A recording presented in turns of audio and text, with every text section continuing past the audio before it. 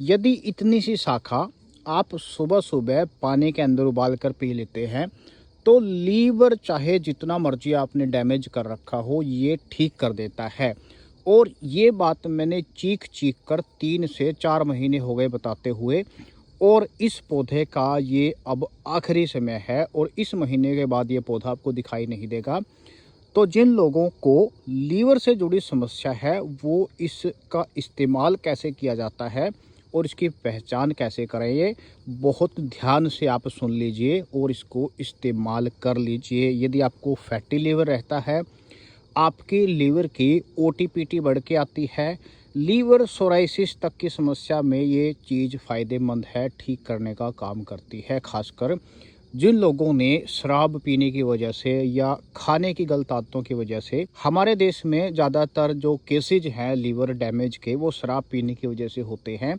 और जो लोग काफ़ी दिनों से लगातार शराब पीते हैं उनको अक्सर ये समस्याएं आती हैं। तो वो लोग इस वीडियो को ध्यान से ज़रूर देखें और इसका इस्तेमाल समझ लें। और मैं तो उनको एडवाइस करूँगा, शराब को मॉडरेटली पिएं, शराब को रिस्पॉन्सिबल तरीके से पिएं। शराब कोई रोज़ाना पीने की चीज़ नहीं है। अगर आप रोज़ाना ऐसे इस्तेमाल करोगे शराब का तो वो आपके लीवर को डैमेज करेगी ही करेगी, क्योंकि शराब को तोड़ने के लीवर को बहुत ज़्यादा मेहनत करनी पड़ती है और फिर आखिरी में लीवर जवाब दे जाता है, उसके एंजाइम बढ़ जाती है, फैटी लीवर हो जाता है। इसलिए अगर आप भी उनमें से हैं जिनका लीवर शराब की वजह से डैमेज हुआ है तो मेरी एडवाइस आपको ये रहेगी, अगर लीवर में समस्या आ गई है तो शराब को बिल्कुल आप छोड़ दें और फिर इसका इस्तेमाल करें। देखिए जो मेरे हाथ में है इसको इंग्लिश में नाइट शेड के नाम से जाना जाता है, हम हिंदी में इसको मकोए के नाम से जानते हैं। इसकी पहचान सबसे पहले आप देख लीजिए कैसे करें। इसके ऊपर इस तरह से फल आते हैं, ये फल थोड़े दिनों में काले हो जाते हैं, ब्लैक हो जाते हैं, तो इसका मतलब होता है कि ये पक गए। आप इसका इस्तेमाल कैसे कर सकते हैं, आप इसके पत्तों से और इसके फल से इसकी पहचान बड़ी आसानी से कर सकते हैं। इस्तेमाल कैसे किया जाता है, आप इसको 2-3 तरीके से इस्तेमाल कर सकते हैं। काढ़ा बना करके पीना सबसे आसान और सबसे सरल इसका इस्तेमाल है।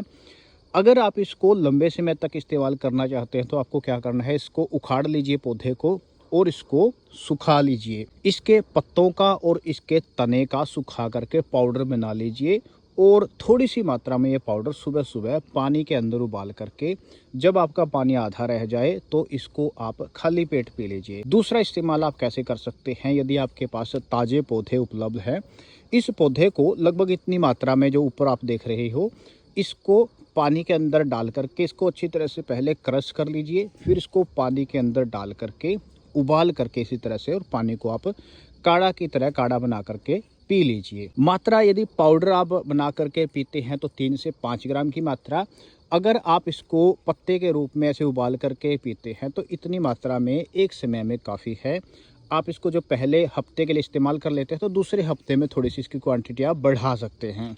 अब कुछ लोग ऐसा भी बोल सकते हैं कि ये चीज़ें तो हमारे आसपास खड़ी रहती हैं, इनसे कुछ नहीं होता, या ऐसे ही बोलने की बातें हैं। देखिए हमारे चरक संहिता में और हमारी सुश्रुत संहिता में और साथ में मॉडर्न साइंस में इसके ऊपर काफ़ी सारे रिसर्च हुए हैं, काफ़ी सारे रिसर्च ऑनलाइन भी अवेलेबल हैं, यदि सर्च करोगे तो आ जाएंगे।